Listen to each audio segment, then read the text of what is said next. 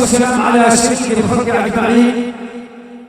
في الحقيقة وفي هذه اللحظات الجميلة، في هذه اللمسات الجميلة، في هذه الوجوه الجميلة حقيقة التي أنا إن تذكرتها ذكر عابر، القلب عندي دق وخلى الشرايين والدم يدمد وشيق على ليتها فكري بما أكن لها من حب واختيار. يسعدني في هذه المناسبة الجميلة أولا باسم الرجل الغالي عبد الله نور، وكذلك باسم الأخ أحمد عبد الله نور، وباسم علي نور، بل باسم البراعم من أبناء النور. نرحب بالضيوف الكرام ترحابا يليق بهم، كذلك شكر وتقدير إلى مخرج هذه السهرة الجميلة الأخ عبد الملك عبد الله نور. تحية خاصة من أعماق القلب ومن صميم الفؤاد ومن خفق الوجدان إلى من قام بتصميم هذا المسرح الجميل الذي منه يتورد الحنين إلى صوت محبه العاشقين بقيادة الأخ إبراهيم قاسم نور، وكذلك الأخ محمد أحمد المزجاجي، والأخ عديب المحب. ويا محب كم من محب ظلم، وليش بس يزدري يزيد جرحي علم. وتحية خاصة كذلك للهندسة الصوتية على الأداء المتميز حقيقة. تحية خاصة من أعماق القلب إلى قناة الجعماني على تدوين هذه السهرة الجميلة في ديوان الذكريات بقيادة المخرج فتحي جعماني. تحية خاصة لعندني في سهرة هذه الليلة الجميلة الأستاذ عصام الدعبوش الذي جاء وأصر إلا أن يفكر بركان من الكلمات واللحن الشجي في سماء الحوطة. وسردني يا سيلو يقول ابن جمعان الفن في الحوطة والشيخ عثمان. وتحية خاصة لمن قام بإضاءة هذه المقدرة الجميلة حقيقة. تحية لكل المحبين، تحية لكل العزيفين بقيادة الأخ طه أبو طه وإشراف المايسترو أحمد درعان.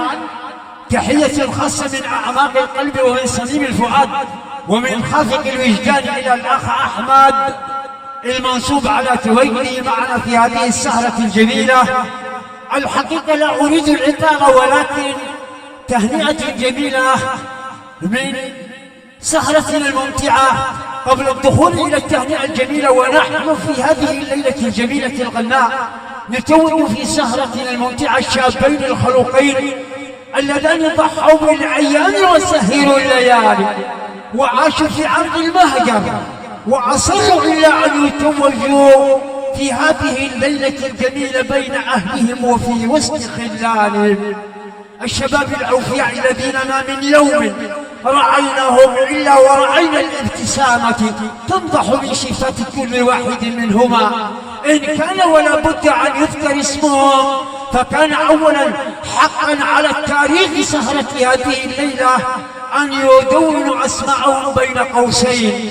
الأخ الوافي الذهب الصافي الأخ عبد الله أحمد نور، وكذلك الأخ عبد الرحمن عبد الله نور. وألف مبروك. في الحقيقة لا تكتمل فرحة الإنسان إلا إذا التقى الأهل والخلان، وما أجمل هذه السهرة الجميلة حينما التقى فيها الأهل والخلان. إذا لا أريد أن أربط هذه السهرة الجميلة بالزمن الماضي، ولا أريد أن أربطها بالزمن الحاضر، ولا أريد أن أربطها بزمن السفن التي أرست في الشواطئ والمحيطات، ولا أريد أن أربطها كذلك بالنقشات الجميلة التي تواجدت على رأس العصائر التي يتناولها العاشقون في منتزهات مدينة بيروت. ولكن أريد أن أربط هذه السهرة الجميلة بوجود عندنا لسهرة هذه الليلة، وبوجود عرسان سهرتنا الممتعة، وبوجود الشباب الأوفياء الذين جاءوا من أرض المهجر أصروا إلا أن يشاركون هذه السهرة الممتعة بقيادة بل بوجود الأخ أبو مازن الأخ أحمد هبة ومحمد هبة في لا أريد الإطالة، ولكن نعود إلى تهنئة جميلة جاءت مبروزة بالحب والوئام من قلب سهرة هذه الليلة مطلعها يقول: بباقات من الورد والفل والشذا الياسمين نزف أسمع آيات التهاني وأجمل التبريكات محملة بالورود إلى الشابين الخلوقين عبد الله أحمد وكذلك الأخ عبد الرحمن عبد الله نور بمناسبة زفافه من الميمون ودخوله من القفص الذهبي، وألف ألف مبروك.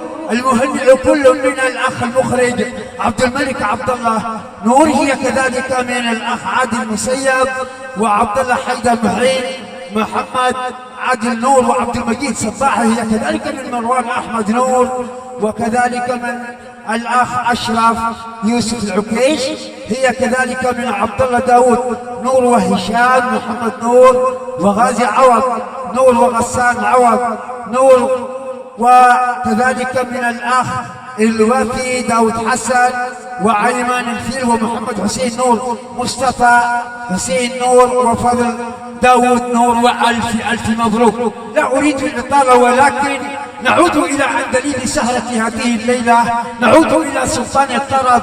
إذا عدت ليها عن تفاني، عدت ليها عن تفاني بعد ما دار الزمان وقلبك كل جفاني، كيف له اللوم الآن لابن الدعوش إنما غرك حياة وجري عشاقك وراك، سترني عبدي وعاني من عن درب الأمان.